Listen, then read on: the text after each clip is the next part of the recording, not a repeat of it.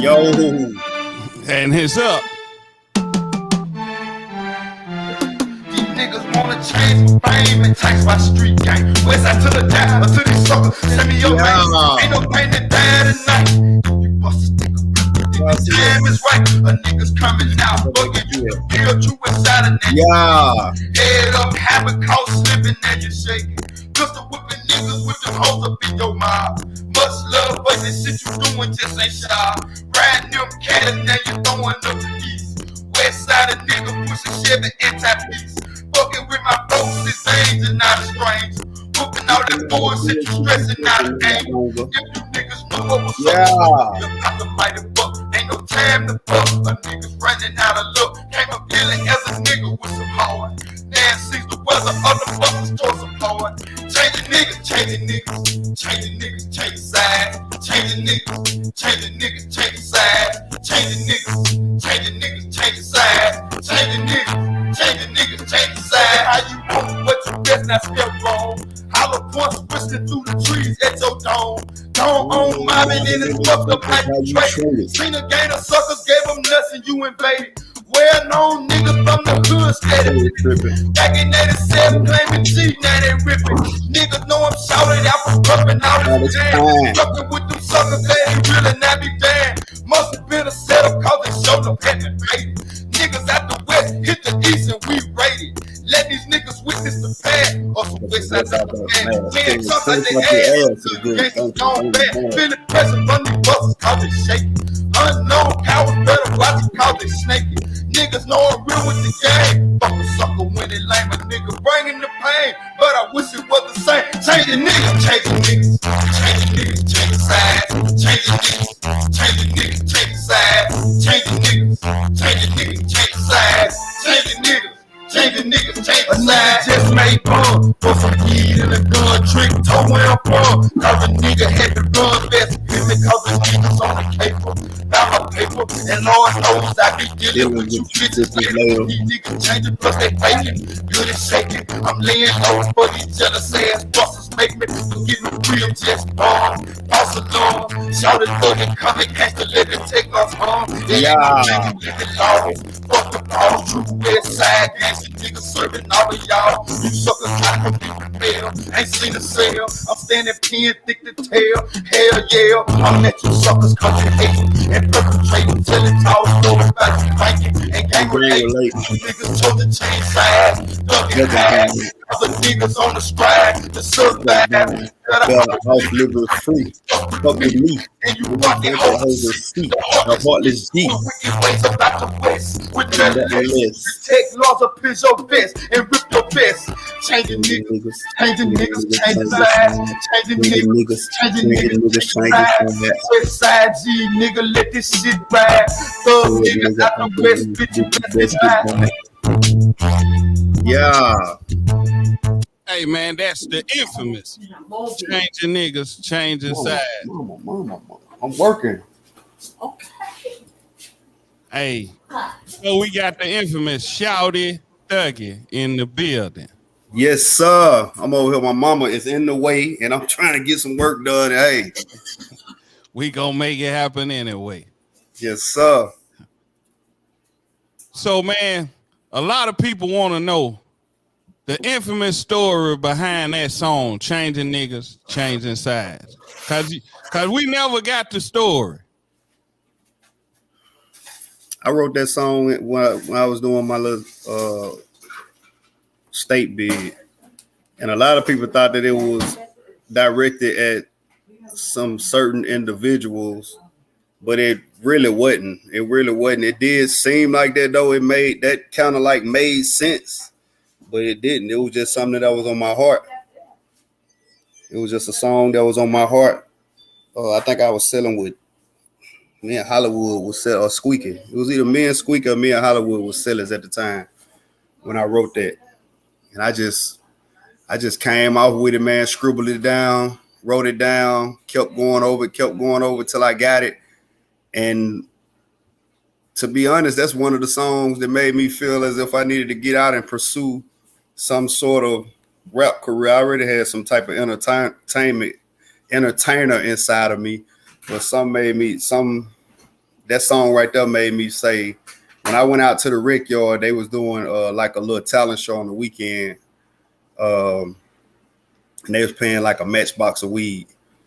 And I did that. I won one with that song, and I won one with Broke But Famous, Lifestyles of the Broke But Famous. And I was like, oh shit, if I can goddamn get these niggas in here, if I can win in here, I can go on the street and goddamn make some music, like, you know, and that's what I did. But now, man, to clear that up, that wasn't directly at no particular individuals, meaning Manny Mooch and whoever else that felt offended by that song. That wasn't directed at him, nobody. I had a couple individuals came and said, like, man, damn, man, you talking about me on this? Nah, I wasn't talking about nobody in particular, brother. But that's just how it was back then. If you think, there was a lot of dudes from the East migrated to the West, and they were fucking Crips, G's. Then you had a lot of dudes that migrated from the West to the East. Hell, I even migrated to the East at some point in time. When I started fucking with Hollywood real tough, hell, I was over at the car wash by the Woodlands more than I was in the West. So it was just one of them songs as well. Like I was trying to hit a universal market with it, because everybody in every city and every borough or whatever you categorize your ward, or whatever you categorize your city in, side, everybody do that. You had some niggas migrating from the West to the South, from the West to the East, from the West to North Chet, and vice versa. So now it wasn't no direct shot at nobody, no direct hit at nobody. I just wrote the song, man. And I used to write what was on my heart. Just like right now, I get on social media and I just go with whatever I'm thinking, how I'm feeling, what I'm thinking. That's what I put out there. Oh, okay. Because for the longest, everybody who didn't know, they were like, man, I wonder who because it seemed like the way the song is constructed, it seemed like you was talking about a specific individual, but the way you did it, it was perfect. Right. Well, I hope it picked back up. I hope it get in rotation like it did back then, and pay some bills over here, because I got a lot of them. I'm talking about for real. So when you touch down from the state penitentiary, what was the first song you recorded?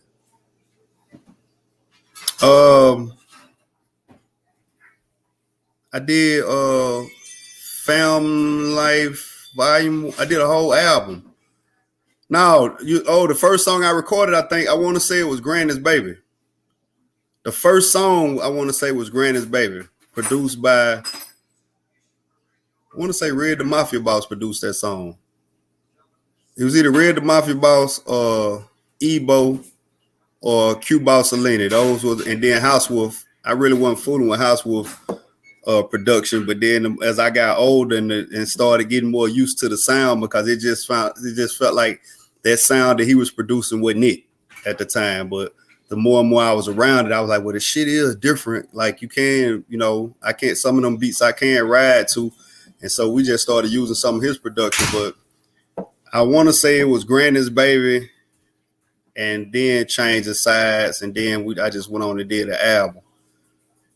Don't quote me on that though, because I'm not 100% sure, but I'm pretty sure it was one of those two or both. I'm not sure. Cause the first songs released was the Fuck 'em Ass and What They Doing. Yeah, right. Them was the first songs that was released. Right. But yeah, I'm pretty sure we was all over the place, man. I was just trying to figure it all out. I was just thinking back about the other day when Mal came on and said, I don't know if he said it at the interview that we was at, or if he said it somewhere separate to I didn't even know where the studio, and I was looking for the studio. It was somewhat true, but I mean, hell, it wasn't nothing but a couple to choose from. That was, I want to say, Block at the time, and Ralph Chisholm, and To Die For, and I opted to go down to Die For. and went down there with Smoke and him, and ended up recording. I know I changed. I recorded Granny's Baby, and I maybe changed the size too. But then I just decided I'm gonna get me a damn studio. I don't know how I'm gonna get it, but I'm gonna get me one. And I spoke it into existence. It happened. It just fell in my hand. So I know you saw the documentary. So is the story on the documentary accurate about how the studio came about? Yeah, he wasn't lying. Like I was out there in the game heavy, all four corners of the table, doing whatever it took, I had to do to make sure everybody was okay. Bills paid, lights on, new equipment when needed. But yeah, I met a dude, man, and he was out there, and my sole purpose was like, I was like, oh, I'm finna get this studio out this. I gotta get this studio. I can't let nobody else get this. Can't nobody else get this right here. I gotta get this. So I just gotta keep on spoon feeding him until he run out of cash, and then he gonna be trying to,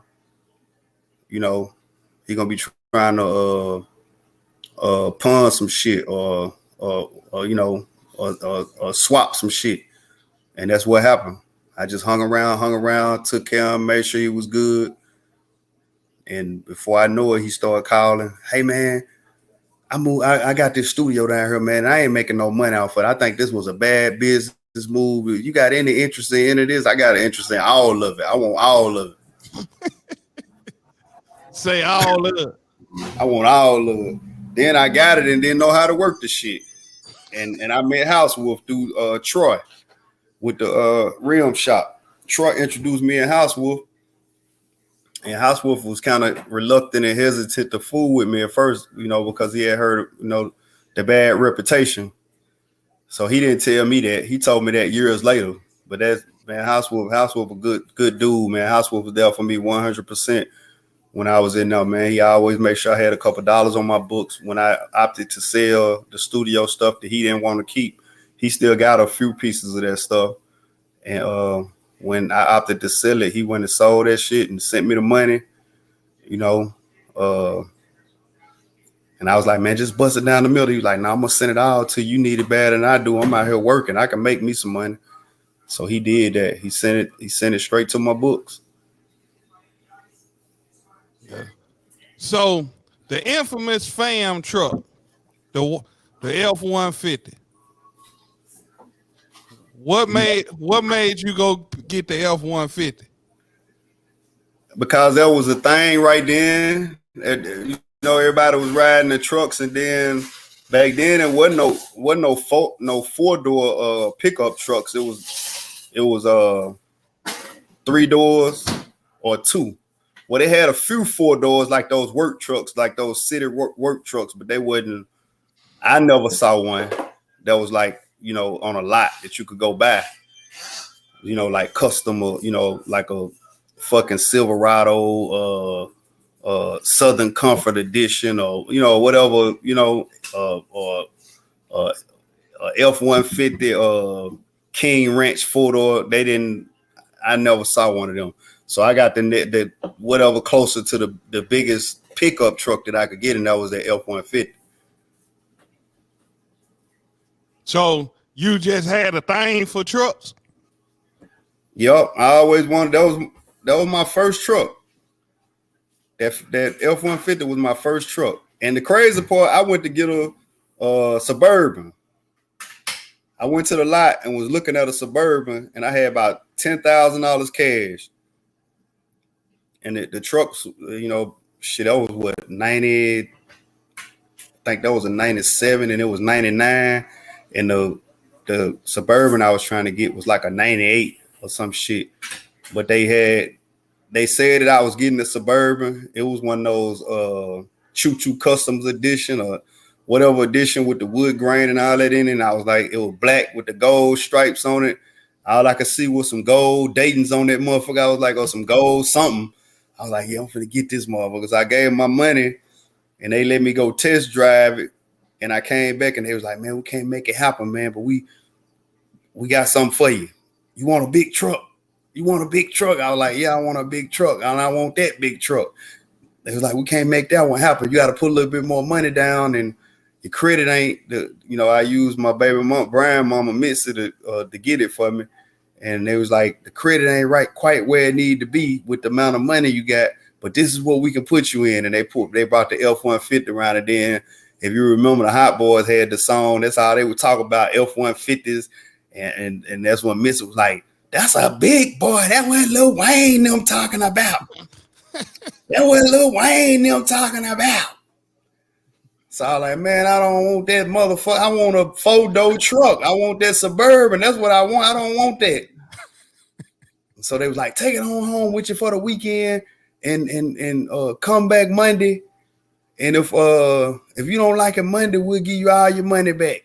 If you don't like it by Monday, we'll give you money back. Well, the money's been put in the Dropbox. We can't refund it today, but we can refund it Monday. It was like a Saturday morning, early Saturday morning. Me and her was on our way to cop. My good impulsive ass, I done took the cop money and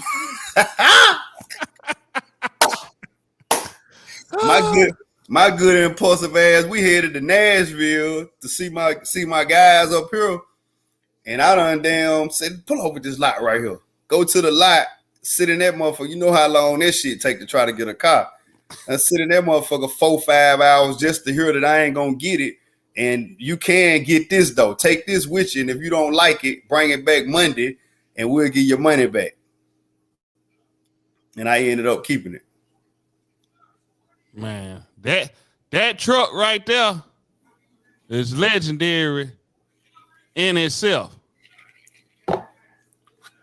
So I tried, little Roland. I still try, man. As old as I am, I still try to stay relevant. So what made you throw the momos on there? Cause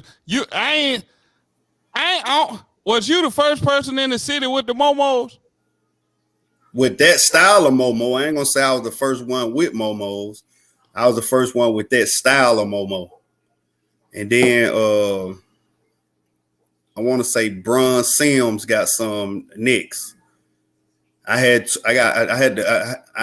20s, and they like Troy was like, man, if you hold up for about a couple of months, they got this same wheel coming out in a 22. And I was like, nah, I want them on there today. He like, well, I can't have them on there today. I can have them. I think he was going to Atlanta somewhere, getting the wheels and charging us an extra $1,000 or however he was doing it. But he ended up giving to me for like 75 or 65 or tires and wheels, whatever the number was back then. And that wasn't even including the damn steering wheel. They had a Momo steering wheel. I didn't have that in my truck though, because when they started talking about they were gonna have to take the airbags out and all of those shit, I just like, fuck the steering wheel. I just give me the wheels. But then if you remember, somebody jumped in it, pulled off in it at the studio, and cracked one of the wheels, one of the 20s. And then I got it back. They went to Atlanta, spoke been too hype, little brother Gabrielle. They pulled off, jumped in this truck at the studio, pulled off, and took it to Atlanta and crashed it and fucked up one of the wheels. So then I got the truck back about a week later, and I wasn't even driving no more. I was like, I ain't driving this motherfucker. I'm finna update the whole truck. I'm finna update the whole truck on it. And so Kevin painted it, put the hood and shit on it, the brush guards and all that shit on it. You know, everybody was riding that shit back then. And then Troy called me and said, the 22s is ready to order. And I told him to order them for me. Took him like half of the money down there, and he ordered them. And then I had just hit a lick. I had just hit a lick, so I took that money and redid my truck and ordered those 22-inch Momos, the same wheel, but in a 22, and had them put on there. And then I think I sold the 20s to one of the little homies over in Highland Park. I had that house at the time in Highland Park, Lil Mark. I think that's who it was. Lil Mark bought the 20s, and he had it fixed and put them on his, I want to say he put them on a Cutlass or something, or Chevy or something. The famous fam truck. You still got the truck? Nah, I don't got it.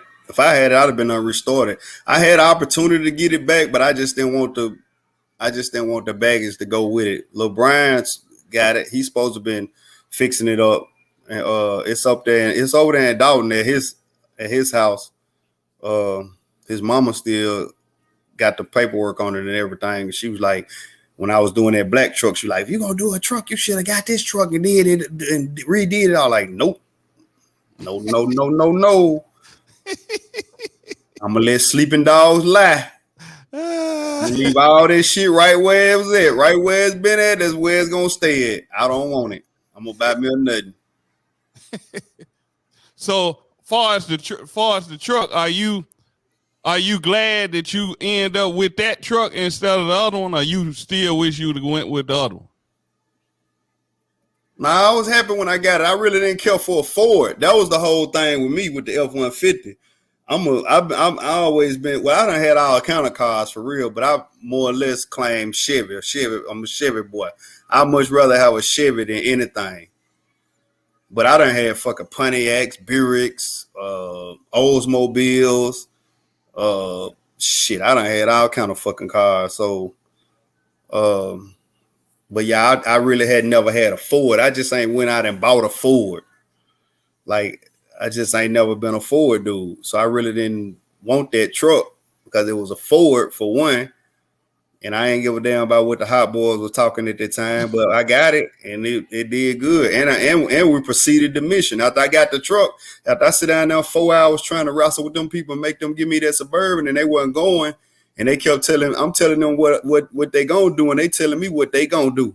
So they was like, I was like, man, y'all gonna either give my money back or give me the truck that I came down here to get that I put my money down on. And they kept, encouraging me, just take it home for the weekend and see if you like it. If you don't like it Monday, bring it back and you get your money back. And we left there and went on, proceeded to Nashville to do what I was on the way to do anyway. I was short. My money was short when I got here, but they still gave me what I came to get. So it was really like I didn't lose much. So is that the most far as the cars you had, because you done had some iconic cars, is that the most iconic car that you made iconic that you done had? I done had some hard shit. I mean, right now it'd be some trash. Right now in this era, the way motherfuckers freaking them cars now, you got to spend some money on a car right now if you're trying to get into the car game. You just can't get back then. The shit that I was doing was iconic and extraordinary at that time. Yeah. Right? Because to have the money to be able to do the little shit that I was doing was like big. Money was way more harder to come by back then than it is now. I think that's my opinion. So to just be throwing away money in a car like that, whether it ain't doing nothing but putting a new engine in it or tuning it up, putting a fresh paint job on it, doing the interior over, slapping some feet on it with some some tires and new rubber and putting your nice little box in it. And back then, a flying bitch. Everybody put a flying bitch on the hood. Gotta have a flying. You ain't got a flying bitch on the hood, you ain't doing nothing. So yeah, I had that Cutlass with our Jack U2 on the window with the hydraulics just on the front because I couldn't afford to put them all the way around like Ken Jones them. They had the switches all the way around they shit. I had them just on the front, but I had the air shocks on the back. So I go pump up the back and have it sitting up high in the morning time. I got the switches. I had two switches, one on the front. Well, one switch, it controlled the front. So I lift the front all the way up, go up to the gas station down the street from the project, put the air in the air shocks, let the back up. So now that this morning I'm riding high all day. Then by noon, I let the air out the back. So the back will go down, now the front still up. And it's like I've been hitting switches. Fake it till you make it. So since you brought up the I Jack U2, what was your first lick? What was the first time you ever hit a lick? Oh man, I had to be probably about 16, 17, but I was with Smitty and them. I was with Smitty, Smitty, Squeaky, Copenny. You know, that was their thing. So I'm riding around with them, the littlest nigga. And it got to the point, man, to where a nigga didn't even have to pull the goddamn gun out no more. Niggas just used to start dropping their shit and getting some gone. And I was like, God damn, this shit's sweet. And and that's what I was talking about in another one of my another video that I posted myself when they was calling telling me that Smitty had passed. You know, like we wasn't on good terms, so I really didn't care about that. I wasn't trying to disrespect his family or nothing like that, or disrespect nobody. I'm just saying, to me, he did it on the doorknob. That's all I was saying. I don't give a fuck about that shit. Just like he ain't give a fuck about. If I would have passed, he would have. Okay, bye. So that's all I was saying. But yeah, them dudes, man. And that's another thing I said. I was raised by wolves. Them niggas raised me. I was raised Uncle Fletcher. All them niggas out there in the projects. Kenny Mack. I looked up to all them niggas. AJ, Skinny Pimp, Feesy, Showdog, all them niggas, man. I got a little bit of all of them in me. You know what I mean? Then you had the old school niggas eating them, and Virgil and all them niggas that was hustlers. And I had my Uncle Robert Perry. He was a hustler. He wasn't really on no street shit. So I got a whole bunch of different game balled up in the one me. You know what I mean? Nigga, I know how to shoplift. I know how to steal. I know how to break in shit. I know how to sell dope. I know all the criminal ways to get some damn money. I ain't never learned how to scam. I didn't learn that. But that's what I be saying. Like when I was raised by wolves, but riding with them dudes, man, I learned all this shit. And then I'm gonna say my first lick by myself is when I pretty much broke away from them. When I got away from Smitty. You know, we had our falling out. We did a lick in the west side, hit for about 20. And he was keeping the money and shit and like dispersing the workout every day, like trying to run that shit like New Jack City or something. And nigga bringing back all the damn money. But the only person getting to buy shit, spend the money is him. So I got sick of that shit. So I got the whole damn pack and the money and was gone. And he was running around talking about he had a hit on me. And I mean, he was going to do this and do that, giving Piggy and Redhead them bullet shells with my name scratched on them. Somebody misfired and all this old shit. So it's a lot. It was just a lot to that. But that's where I hit my first one with them. And then I just started doing shit on my own. And the reputation carried over, even when I wasn't with them, it was the same type of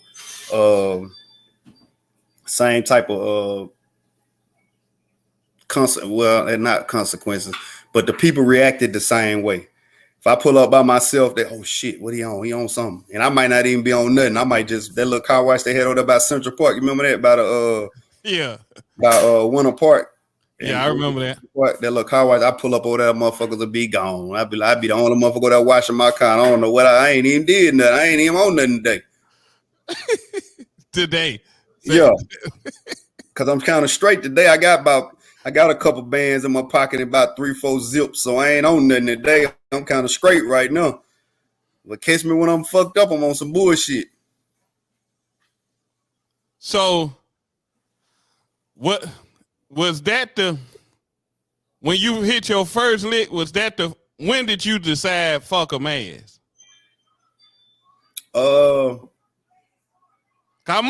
Cause technically most people rob and they gonna put the mask on. Yeah, fuck a ass, the concept. I came up with that concept in the state when I was writing the music. And we was in that motherfucker hitting licks in the state and in the feds. But we weren't using none of that shit enough. You had some niggas putting pillowcases over their head and shit going in. Niggas come in from visit with the Kingston, the pack, got the pack in their ass, and they run in the room on them with the pillowcases on their head and set them on the sink and make them shit it out. But I just started saying, man, y'all niggas bullshitting, y'all niggas like that nigga don't know who y'all is. Take that shit out, fuck it, fuck 'em ass. And then I just started saying fam. And then I was like, I'm gonna make me a label when I get out of jail. I'm gonna make me a record label called Fuck 'em Ass, FAM. And that's what it was. That's what I did. I got out. I just kept pushing it, and then the shit came to fruition. So I just started putting that shit on everything, huh? How did the logo come about? Cause it was fuck a mask, but then you came with the logo, with the mask. The mask. So I went to this dude. I don't forgot what the he said some shit not too long. Well, I forgot when it was. He said something about I owe him for designing the mask for me. But it was a dude on Brandon Road that was pressing t-shirts right there when you come through the tunnel by where Mr. Happy's used to be. I forgot who turned me on to him, but he was screen printing t-shirts. And that was before I met the white dude Gandhi that ultimately started doing all of the fam shirts. But I went to that dude up there and he was telling me, yeah, I do them. What do you want on it? And I was telling him, I know I want FAM on it.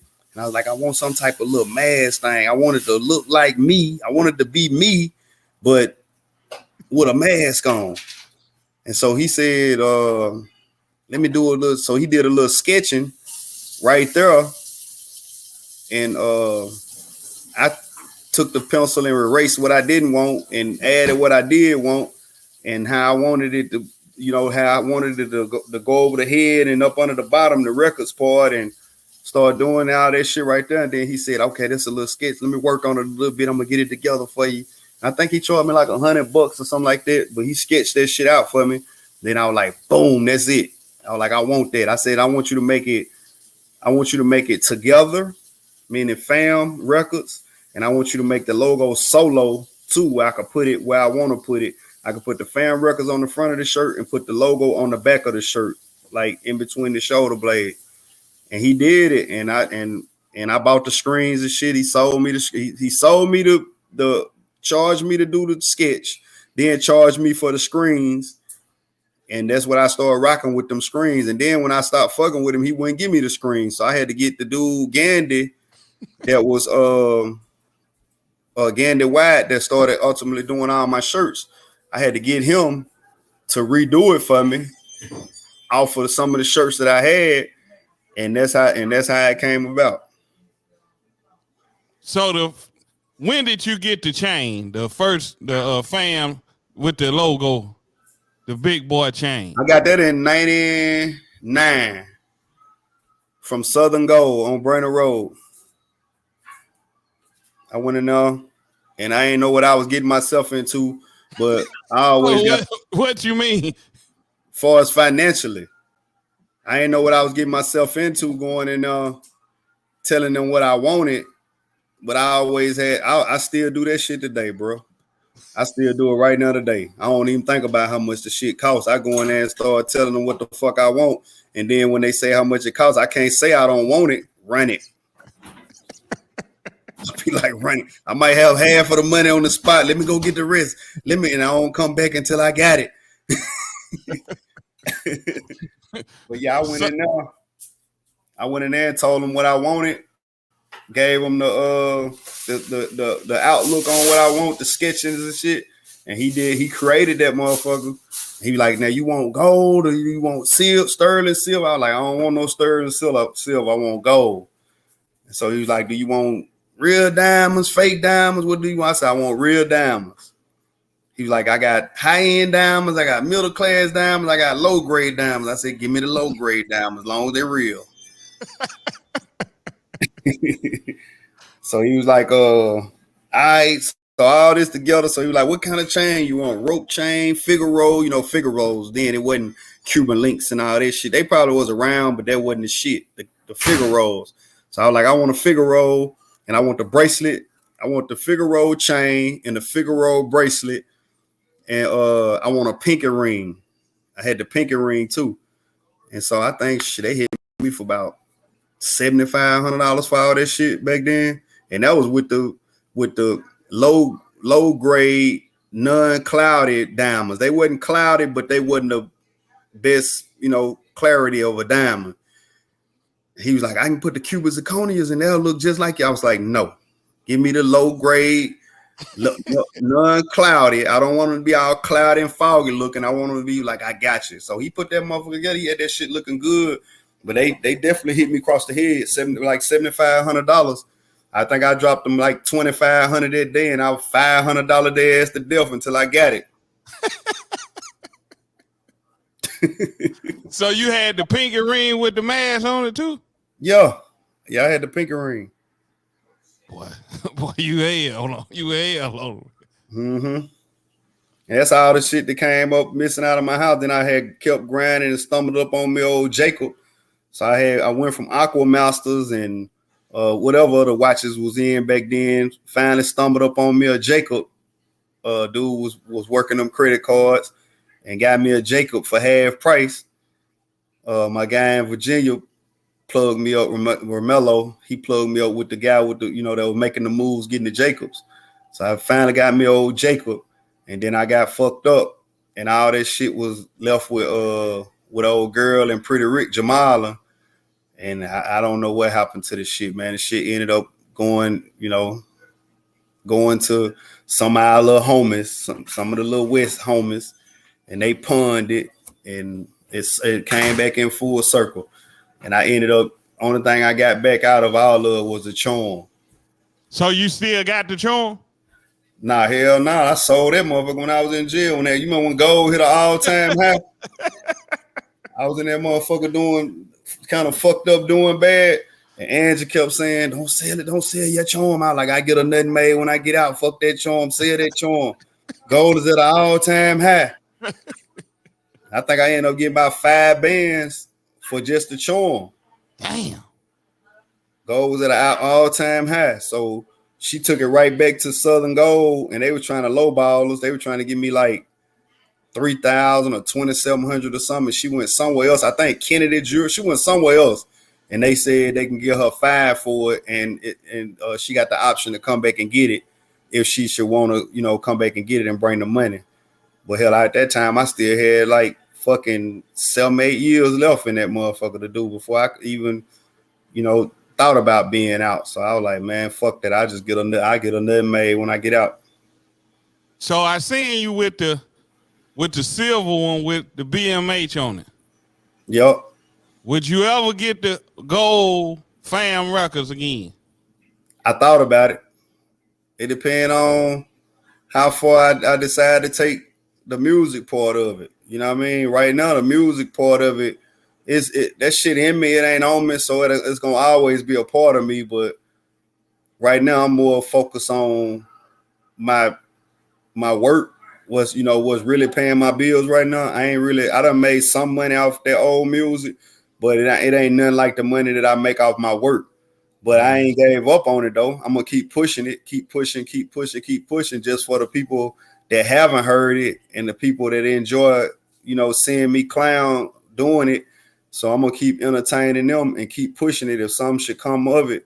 And motherfucker might call me and Big Vinny old ass for a show somewhere, and shit is sharp and Sean got it. And you never know. But you can't find out if you don't try it. Yeah. So I always been the heart, the motor, not and the brains behind this shit, and the same ambition and drive I got now is what I had, is what I applied to what took us to where we made it to back then. So why not keep pushing? Gotcha. So you talked on the last one, you talked about Romello, who you met, who you said was your manager, right? Right. How did you meet him? And you said he was also the manager of Mr. Cheese. Yeah, I met Romello in Miami. I was down in Miami for something. I forgot what the hell I was down there for. And I met him. And I forgot. Was Maul with me? I think me and Maul and somebody, might have been Big Mike or Petey Wang or somebody else. I forgot. But we was down there and we met him. I met him. And then, it might have been me and Gotti and Maul. Might have been me, Sean, Gotti, Maul, and something. We might have went to Daytona Beach, Black Bike Week, or something, just promoting, selling shirts and T-shirts and shit. And I ran into him, and he bought a CD, bought a shirt, and was like, man, I like y'all. I like what y'all doing, man. I like y'all style. It ain't too many niggas out here hustling like how y'all out here hustling. And so me and him started communicating this shit. And then he set a meeting up to meet in Maryland. He was living in Maryland. And I flew over. He flew me over there. Me and Sean got it. I don't think Maul went, if Maul was even with us then. But me and Sean got it, went over there. And we just clicked, man. We just jumped off, man. Oh, my dude, like he was like, man, he's like, I see a lot of niggas doing this music shit. He's like, but it seemed like to me, I don't know you, but it seemed like to me the shit that you talking about in here, you may still be doing it or you may have done it. I said, I'm actively doing it. Hold on, you told him you were actively doing it. Yeah. And so that's how our relationship started. And then the next time I met with him, it was in Baltimore. And he was like, man, if you had one person, he's like, man, I've been listening to your shit. You got a hell of a catalog, man. He's like, I'm going to try to set something up with Universal with Charles Suits. And Charles Suits was the A&R at Universal at the time. And he the one that got like Mr. Cheeks his deal, Lil' Kim, her deal, D-Block, Jada Kiss and all them niggas. And he was currently working on D-Block's new deal. And that's when he was, once I did meet him, he was like, man, y'all shit. That's when he came to chat. He came to chat and we had a party at the Bay. Matter of fact, the same day Vinny got fucked up, dude was in town. Damn. Yup. He was in town. He gave us some Universal t-shirts. He was like, and he seen the energy. And that was even without Vinny being there. Vinny got fucked up. I say that afternoon and the show was that night. I was crushed. When they called me and said Vinny done got fucked up, I was crushed. And so he came down, he bought us a box of Universal Record t-shirts. I don't know if he knew he was finna give them to us. I guess he brought them just in case, just in case he made a decision that he was gonna push to get us a deal. And when he came, I had the billboards up and shit, had Cats all decked out. You remember we had Cats and Pop Tunes. I had both of them all decked out with the music and the fam shit and the paper cutout and all this shit and the billboards.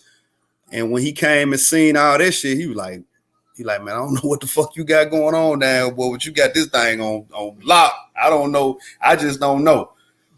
And so he was pushing that deal, man. He was trying to make it happen. But dude, Mello opened some doors for me. And so, like I say, he asked me, he said, man, if you had one artist you wanted to do something with, who would you want to do something with? And I don't know why Mr. Cheeks came to my head.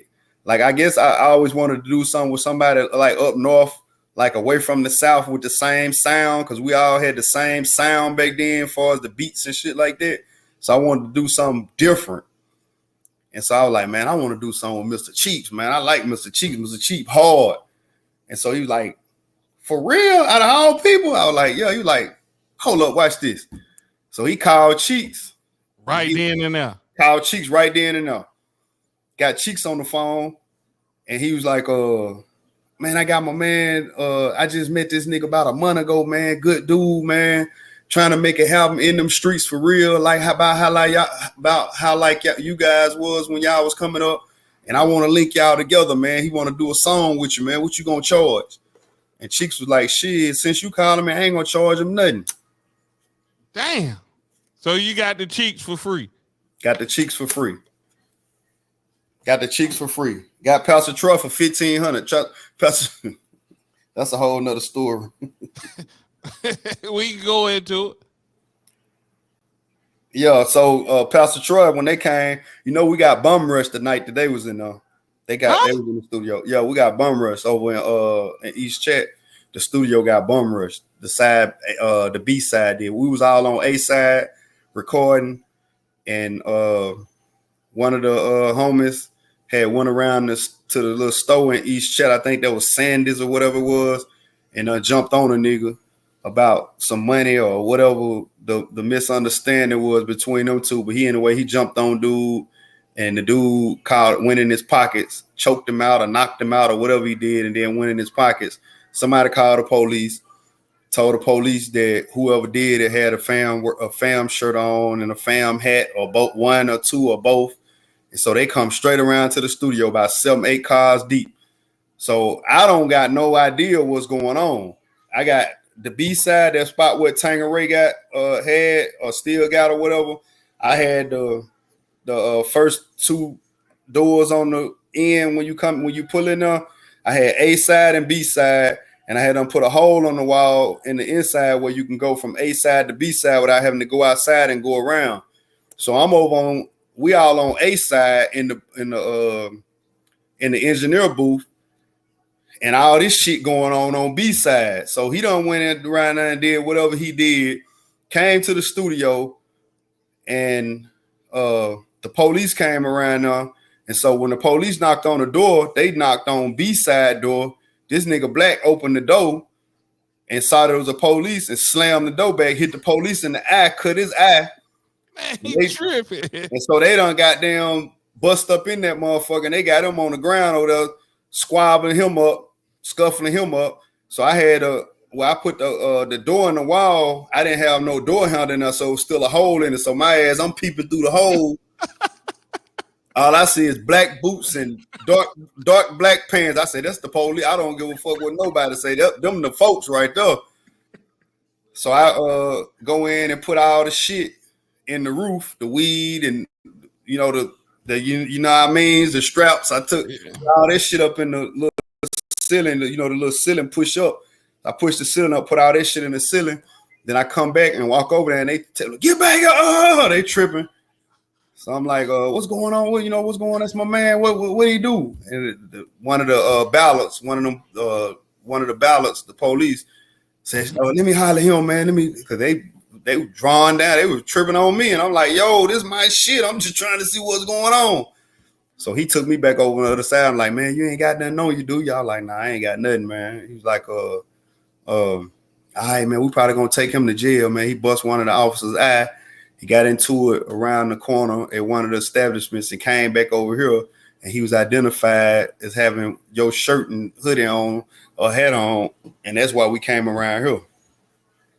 Damn. So they ended up taking him to jail. But anyway, Pastor Troy said 1.5. So it later came to me that he was talking about 15,000 to do the Good Life and TNGA.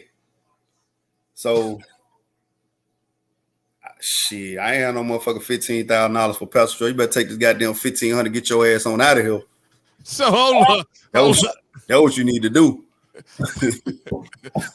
y'all just talking that shit.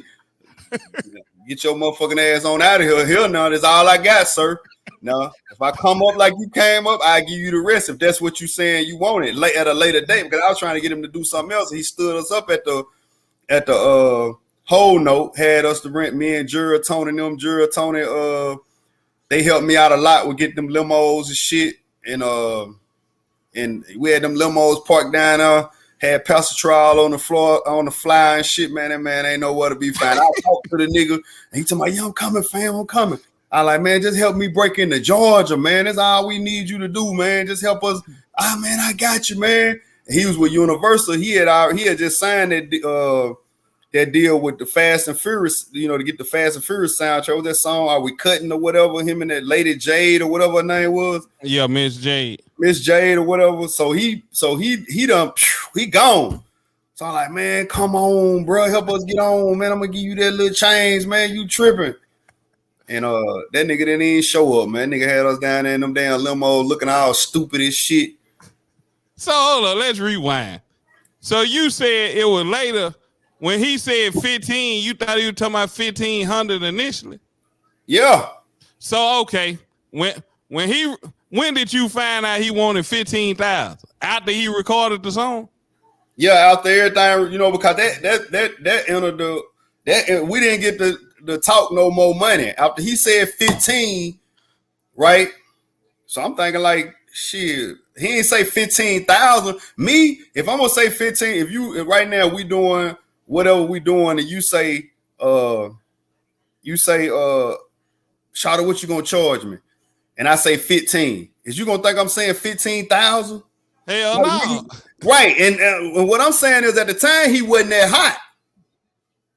You see what I'm saying? He was in Georgia, but he was the same nigga that sent Wee Wee and all them to the projects to get me from when they did that shit at the Cricket Pavilion. Yeah. Yeah. I'm in the project minding my own business, selling damn drugs, trying to make me some goddamn money, and the music shit was just for leisure, right? And this nigga all them come back running to the projects because it was like a sea of fan record shirts in the front of the crowd, the whole front row. You know, we West Side, cause you know all us gonna be there first. Yeah. So all them motherfuckers down there with all different colors: red, yellow, green, white, black, whatever. Fan record shirts. And to my understanding, he stopped his set and was like, man, who the fuck is responsible for these shirts? Who is this dude? And Wee and Nikki Bell and them ran back to the project and said, hey, Shawdy, Pastor Troy down there on stage, he wants you. He saying, who is you and who man, I don't give a fuck about no goddamn Pastor Troy. I'm trying to sell some 16s. No fuck about Pastor Troy. Fuck him. What do you want? And so they were like, man, I'm telling you, he wants you. So then he left there. I didn't go. So he left there and went to the radio station. So then he came across the radio station. You know how Keith Lunduck and them do the artists that's in town and all that. I don't know. I don't think it was street flavor or nothing like that, but they did a little segment with him.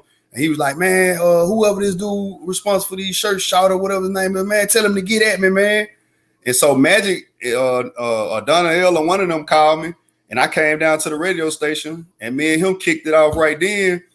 And then after that, that's when we started talking about collaborating. And he came to the studio like he said he was, and we was down there deep. And he said it in front of everybody. I said, what I owe you? He was like, man, just throw me 15, man. And I'm thinking it was 1,500. I'm like, shit, that's good. Like, I didn't know how much that, you know what I mean? I didn't know that nigga, you know, like nigga charged the $15,000 to do a hair. All us was jumping on each other shit for free.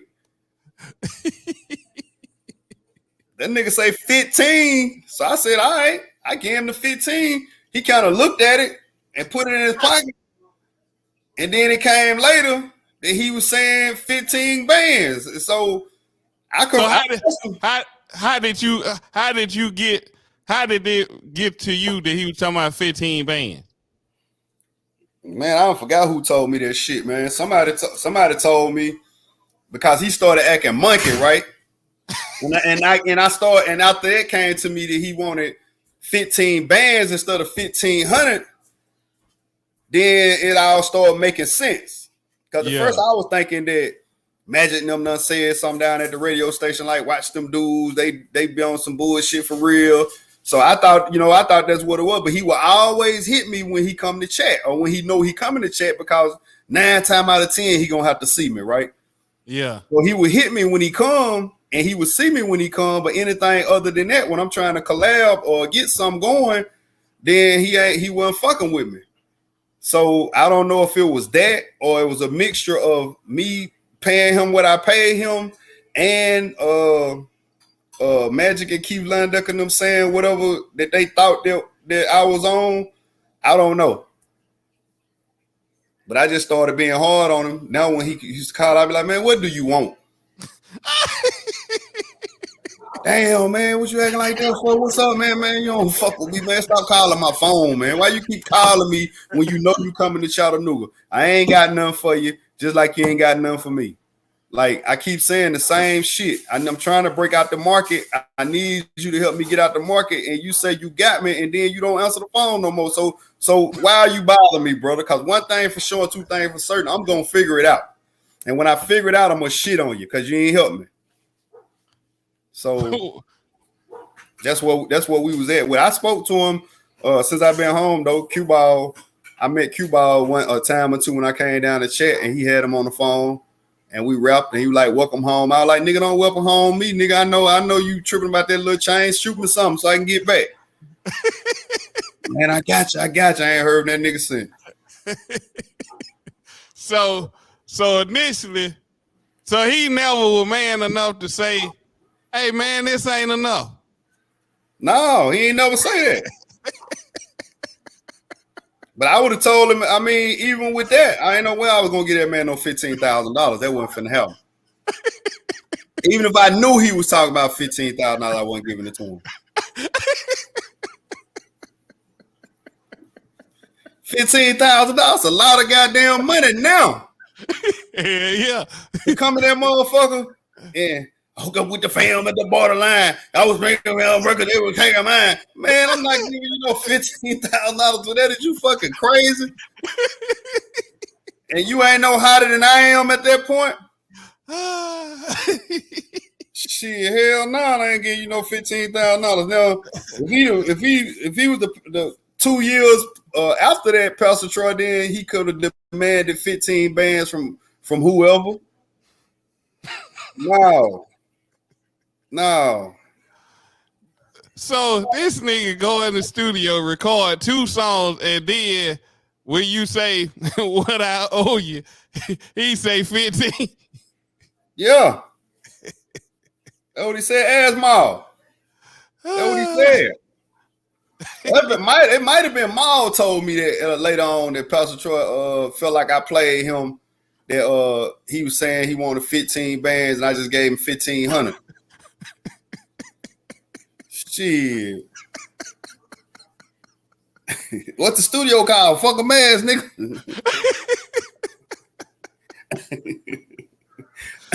Man, I'm crying. But I mean, if it were me, I'd have got that understanding before I recorded anything. Right, or after. I mean, either way it go, you know, it would have been established. He could have came. I thought he was coming to do it. Like I thought we were trying to come up together. That's what I thought, because he wasn't. I don't know what he had brewing and boiling because I didn't know his business. All I know, he was hot in Georgia, probably the Carolinas, of course, Chattanooga. But I didn't know how far. I didn't know if he went down into Florida. I didn't know how far his following reached at that point. And you know, so I don't know. I don't know if he was getting 15 from everybody or he was just cutting me a deal saying getting 50. He might have been getting 30. I don't know. But I know I wasn't giving him no 15. I know that. Even if I knew what he was talking about, I'd have been like, oh no. I ain't giving you no 15, brother. So would you still gave him the 1,500 and told get on? Hell yeah, I still gave him the 1,500 and told him I owe you. I wouldn't have just been too like you know, if he would have said something to trigger me to make me be like, nah, you know what? Now fuck you. Now that's all you getting. Now, if he'd have said something to make that part of me come out, then of course. But if he'd have said, man, I was talking about 15 bands, then I would have felt like, well, shit, my nigga, that's all I got right now. I give you 15 next time I see you. And 15 the time after that when I see you until I get you paid off. But that's all I got right. Let me make some money, nigga. Let me see if the shit gonna sell. Shit. What are you talking about right now? We over here trying to make some goddamn money. You trying to take all the nigga money. Talking about 15 bands. So do you feel like you made your 1,500 back off them 2 songs? Yeah, of course. Yep. He blessed us with that. Oh, he blessed us with that. Cause shit, both of them songs was on the Thuggalation, and I want to say I put them on my album too. So shit, yeah, I made that back out of cats. Yo, I definitely made the 1,500 back. Probably the 15 bands that he initially wanted too.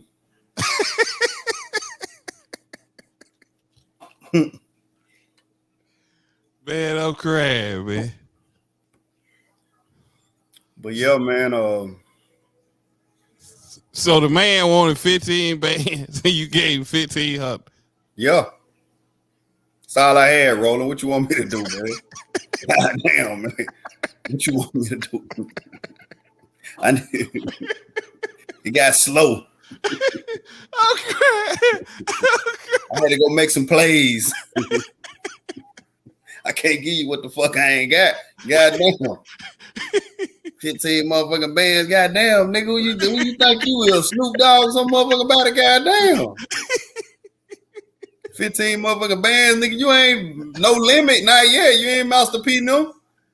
They old Master P them numbers at the time. Nigga said 15. Oh, I'm crying. So, man, so he had to.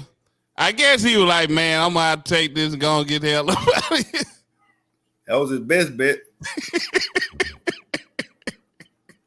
I had all them goddamn fools down there too.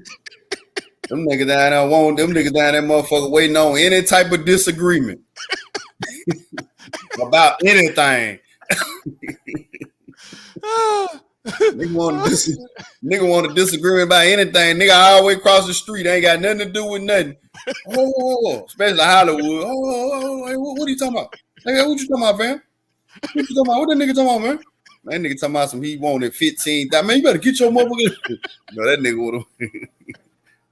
And then don't let Squeaky be down there too. Oh Lord. Oh man, I remember that boy Hollywood though. I think there was a performance at the Trade Center. The Coleon was.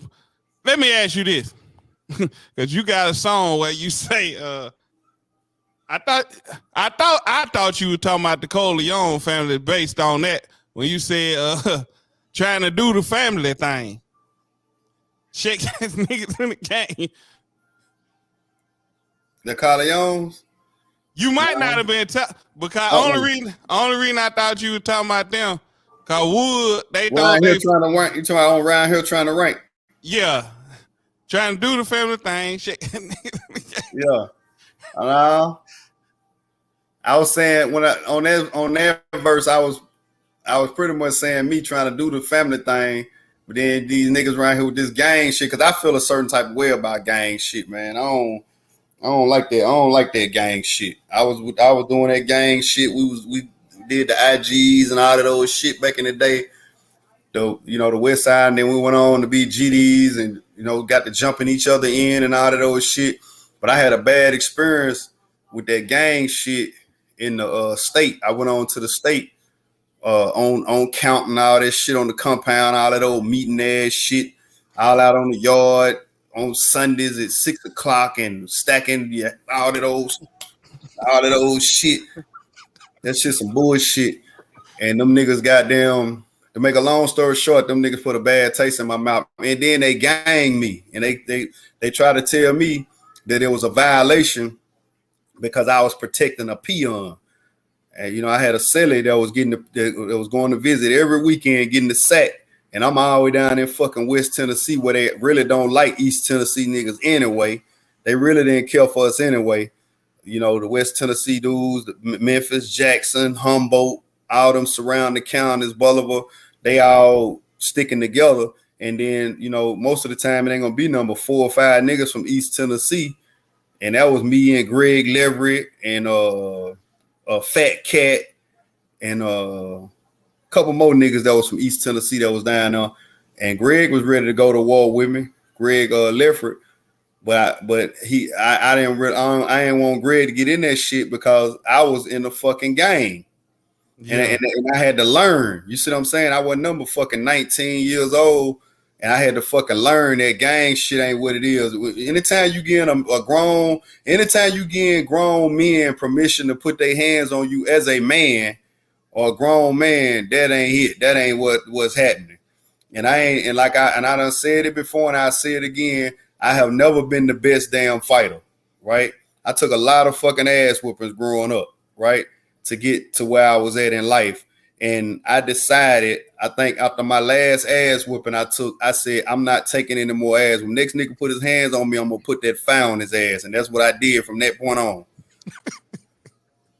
So I will fight. I can fight, but I ain't the best damn fighter. I'm not a knockout artist. I ain't gonna sit here and say I'm 100-0 or 10-0. I have lost more fights than I have won. But as a damn man, I took it on the chin and kept it pushing, especially the ones that happened in the projects, But after that point, when I made up my mind, I think the last ass whooping I took was Maurice Jones over my cousin Rhonda. When it got in their damn business, trying to be bad. And man, dumped me on my damn head and punched me up good, blacked my damn eye, and I said, "This is it. I ain't taking no more of these. No sir." Say it's over with. Yeah. I said, I ain't taking no more ass because I was always littler than there. You know what I mean? I was always smaller than everybody else. And I always used to be fucking with people. So a lot of my shit came from fucking with folks, right? They'll get mad and I keep provoking, keep fucking with them, right? And then we'll get to fighting and then I'll lose. And so I couldn't take it to any other level than that because I caused it. You see what I'm saying? So if I'm like I said, if I'm fucking with you, you like, man, I ain't on that shit today. I'm making nigga, fuck you, nigga. And we just keep on, and then we get to tussling, and you might win or you might not win. If I win, I'm gonna still be talking shit. If I lose, I'm gonna still be talking shit. But at the end of the day, we probably gonna still be cool. I just lost the damn fight. That's part of growing up. You know what I'm saying? But after I got to a certain age, and now my fucking reputation on the line, now I'm like, oh no, I can't take no more ass whooping. So I'm gonna tell everybody like this one time only. You put your motherfucking hands on me. Don't come play shadow boxing with me. I don't play like that. Don't come slap boxing with me. I don't play like that. If you put your damn hands on me, I'm fine your ass up. That's it. That's what I'm doing. And so, yeah, but So after that, when did you say, man, I ain't fooling with this G junk no more? That's what I was telling you. So them dudes, man. So anyway, my cellar was getting a sack. My cellar was hitting my hand. He was blessing me, and cause I ain't had nobody doing nothing for me. You know what I mean? My grandmother, she sent me like $50 a month or something. So dude taking care of me. Dude, goddamn, every time he come in, he give me a little Luma 4-pack of a little bit of everything he got. He like, man, put that up, man. That's you for later on in the week. So I put mine up, stick it and hide it in the little peanut butter or whatever. And then by Wednesday, when he sold out, I pull mine out and make me some money. Well, my G brothers call themselves gonna rob him. So they try to rob him down at the school, at the education building. So he was old pretty boy curl and shit. So he come back running to the unit. Hey fam, man, man, these niggas, man, your G brothers, man, go holler at them, man. They don't try to rob me down at the school. So now I'm on some bullshit. So I go holler at the ones in the unit, and the word spread. So next thing I know, that Sunday, they tell me to come to the dude room who had the compound. And so I go up there, and these niggas goddamn in that motherfucker got two niggas under the bed, one nigga at the door. I don't even know the two niggas up under the bed. Then there's a nigga at the door with a toothbrush in the door. So the door can't unlock. So this nigga, he reading, they used to do like write it down like a real disciplinary report. So he reading the infraction to me, talking about you in a major violation, non-punkin head violation to be initiated today for 6 minutes and all this old shit. And I'm looking at the door, trying to figure out I'm gonna get the fuck up. I'm trying to figure out how I'm gonna get the fuck up out of there. And these niggas come out up under the bed, man, and we get to tussling in that motherfucker. One nigga pounding me upside my motherfucking head, and they said it wasn't no punkin head. And I got the other nigga in the chokehold, and I'm telling this nigga, man, if this nigga hit me one more motherfucking time, I'm finna choke your ass out. Tell that nigga do not hit me no more. Right? And so I got up out of this shit some kind of way, man, and got the fuck up out that room. And now I go down there in the old head niggas. I ain't had nothing but I had a little 15 do 30, a 15-year sentence do 30%. So I did about right at 5 years on it. These old head niggas who was buying the work from me in there, they ready to go to war. But these niggas got life. They ready to crash out. Man, them niggas ready to, and that's how a lot of young niggas go in there with not much time and end up getting influenced like that and end up with an elbow, with a life sentence. I could have been stuck in that motherfucker right now with a life sentence. All I had to do was take one of them lawnmower blades that they were trying to give me, or one of them damn big ass ice picks things they were trying to give me, and go stab one of them niggas in their neck. The nigga would have died, and I would have never got out of jail no more. Damn. All over my choices to be in a game. You see what I'm saying? That's crazy. So yeah, so I let this shit go, right? And that's another reason why I said, and that was the main, that shit with Maurice, and then that shit right there, me getting out the shit with Maurice happened before that, and then that shit jumped off in prison, and I just felt like I was getting a nigga a green light to put their hands on me by being in a gang, and I don't play like that. I ain't doing that shit no more. If a nigga put his motherfucking hands on me, I'm gonna fire his ass up. If I don't get him today, I'm gonna get him tomorrow. But your ass going down. That's gonna happen. So I ain't really care for that shit ever since, man. I just feel like this shit some bullshit. To each his own. If there was somebody how they want to live their life, then that's on them. But I'm not up for nobody telling me what to do, when to do it, how to do it, and put their motherfucking hands on me if I didn't do it right. I ain't with that. So I gotta ask this, and we're gonna wrap it up after this. So when you got in it, you didn't know all that applied, like that it was like that when you initially got in it. Yeah, I did. I did know there was violations, but what I'm saying is, Lil Roland, that shit is picking and choosing, man. That shit is like so. My point is this: had that have been one of theirs, one of the West Tennessee, because that's all the niggas that jumped on me was West Tennessee niggas, and they already didn't really care for us anyway. They already didn't want to respect that we was converting over from international gangsters, which was based out of Chattanooga, to gangster disciples. Okay. Black gangster disciples, 274. That's what we used to holler, 274 and 74, whatever. But they didn't want to embrace us because they felt like we wasn't official. That's about like how niggas is in the feds now that come from Boone Heights and say they are Boone Heights Crip. Where they meet the niggas that's from California that's real Crips, they don't want to embrace them because they like, nigga, if you ain't 103rd or whatever them streets, Grape Street, whatever them streets is out there, if you ain't claiming one of them sets, then they try to dismiss your set. Like you ain't good enough to be a Chattanooga Crip, you know what I mean? But you good enough to join they set and be a California Crip.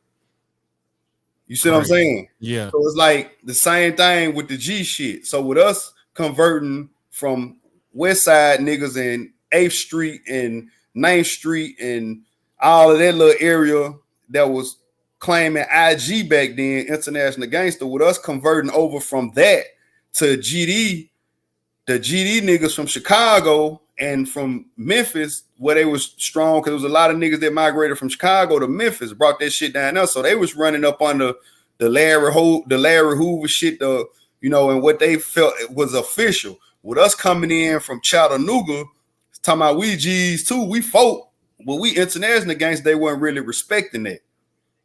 You see what I'm saying? And they already weren't respecting niggas from East Tennessee. If you weren't from West Tennessee, and we always used to get into it. It used to be East Tennessee against West Tennessee. So I just felt as if they used that to get off anyway, to get off on the East Tennessee nigga. Yeah.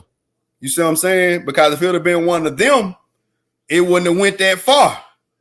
Yeah. It wouldn't have been as serious if it was a nigga from West Tennessee as it was if being a nigga from East Tennessee, if that makes sense. Yeah, I got you.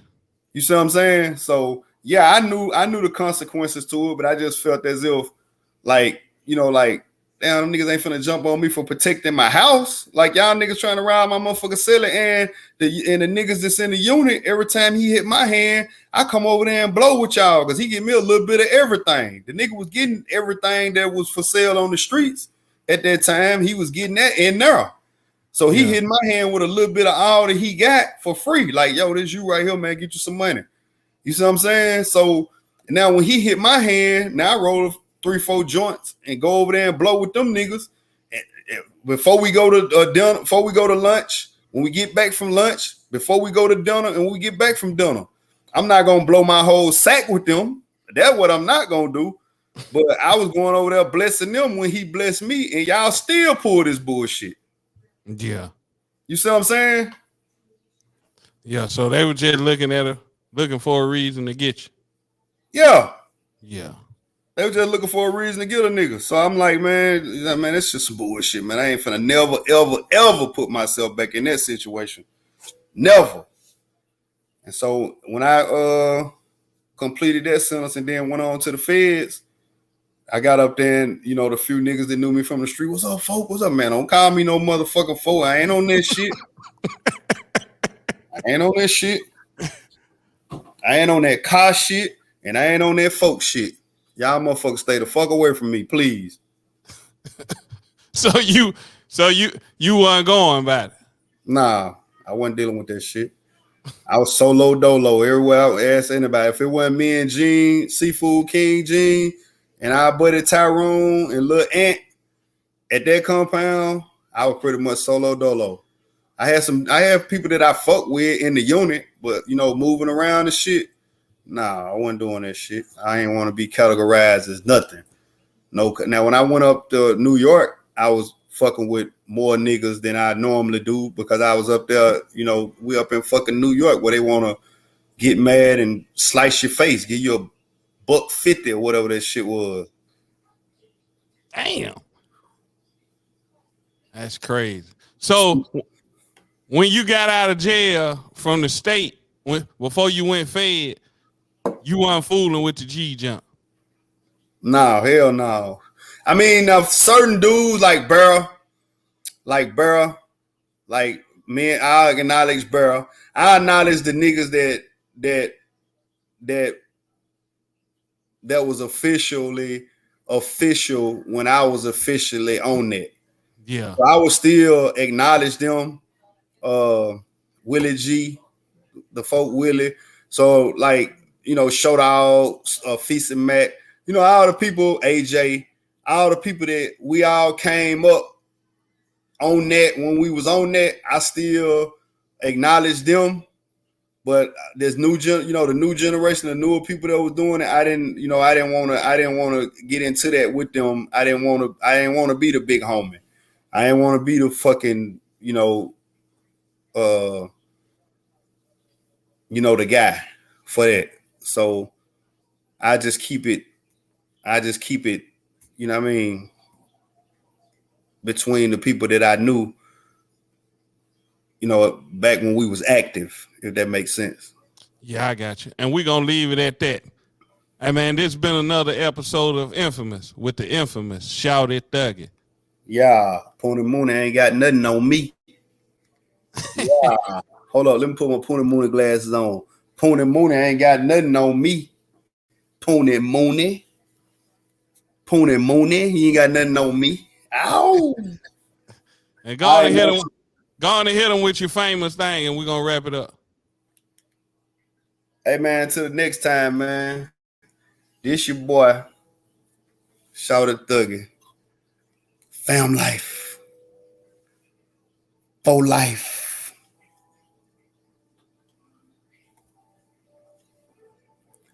One.